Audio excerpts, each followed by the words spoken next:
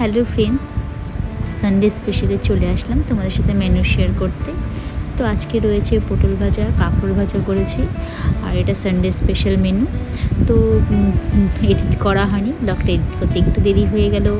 তার সাথে আছে পাতলা করে মুসুরির ডাল, কারণ ভাজার সাথে একটা ডাল না হলে ভালো লাগে না। আর এখানে করেছি হলো একটু মাটন করেছিলাম, মাটনটা কষা রেখেছি, কেন আমার হাজব্যান্ড বললো একটু কষা রাখতে দিয়ে কষা রেখেছি।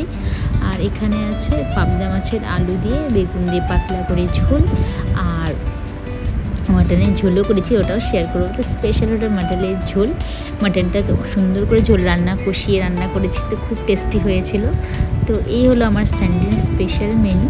তো তোমাদের আমার এই মেনুগুলো কেমন লাগে অবশ্যই কমেন্ট করে জানাবে। আর তার সাথে একটু কেটে নিয়েছিলাম আম, একটু আম দিয়ে, মানে খাওয়ার শেষে একটু আম খেলে বেশ ভালো লাগে।